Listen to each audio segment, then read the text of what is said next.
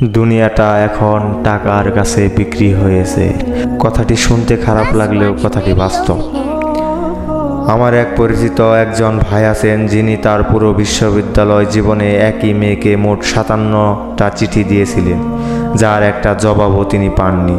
ক্যাম্পাসে যতবার তার সাথে মেয়েটি দেখা হতো, ততবার কোনো এক জটিল চিন্তা মেয়েটির মাথায় ভর করত, আর উদাস মেয়েটি অন্য কোনো দিকে তাকিয়ে ভাব দেখিয়ে তার পাশ দিয়ে হেঁটে যেত।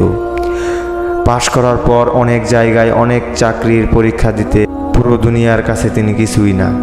তারপর ধূপ করে একদিন তিনি জানতে পারেন তিনি এখন থেকে আর সাধারণ কেউ নন, হয়ে গেলেন assistant commissioner of People's Republic of Bangladesh, সোজা কথায় ম্যাজিস্ট্রেট। ব্যাস, সব কিছু কেমন বদলে গেল। বন্ধুদের আড্ডায় তাকে বন্ধু কম আর স্যার স্যার টাইপ ট্রিট করা বেড়ে গেল। যে মেয়েটা চিঠি জবাব দিত না, সেও কংগ্রেটস ভাইয়া, আই অ্যাম সো হ্যাপি লিখে মেসেজ দিতে শুরু করল। আত্মীয় স্বজনদের বাসায় খালি চা এর বদলে 7-8 পদের খাবার আসতে লাগলো। আরও কত কি। দ্রুত ঘর কেটে গিয়ে ছেলেটা নিজের অতীত লাইফকে একবার রিভিউ করলো, জুম করে দেখে নিল। 57 চিঠি যে কাজ পারল না, একটা পদবি সে কাজটা যে শুধু করে দিল তাই না, বরং বলতে গেলে প্লেটে করে সামনে এনে হাজির করে দিল। উপদেশ: অন্য সব কিছু চিন্তা বাদ দাও, আগে তুমি তোমার লাইফের ফোকাসটা ঠিক করো। অ্যাডিশনাল কোনো ফ্যাক্টর কখনো ফোকাস হতে পারে না। শুধুমাত্র আবেগ দিয়ে একটা জীবন কখনোই সাজানো সম্ভব না।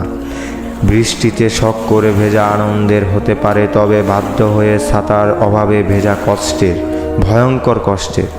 তোমার কাছে যখন মধু থাকবে, তখন অসংখ্য শুভাকাঙ্ক্ষী তোমার খোঁজ খবর নেবে, ভালো মন্দ জানতে চাইবে। এগুলোর অ্যাটিটিউলজি তুমি না, তোমার কাছে থাকা মধুটা। তাই নিজের কাছে থাকা এই মধুর ডিব্বাটা যত্ন নিও। মনে রেখো, ভোমরার অভাব না থাকতে পারে পৃথিবীতে, মধু কিন্তু সবার কাছে থাকে না। কষ্ট করলে ওই মধু সংগ্রহের জন্য করো, আশেপাশের ভোমরাগুলোকে আটকে রেখো না। এয়ারটেলের অ্যাড দেখে বন্ধুত্ব শিখো না, তাহসানের নাটক দেখে প্রেম শিখো না। এগুলোতে হাজারটা জ্ঞানের কথা বলতে থাকলেও তবে সবার অভিভাবক, টাকা কিংবা অবস্থানের কথা কখনো লেখা থাকে না। তো টাকাই সব কিছু পারে। তো গাইস, যদি এটি ভালো লাগে তো অবশ্যই একটি সাবস্ক্রাইব করে দেবেন। ধন্যবাদ।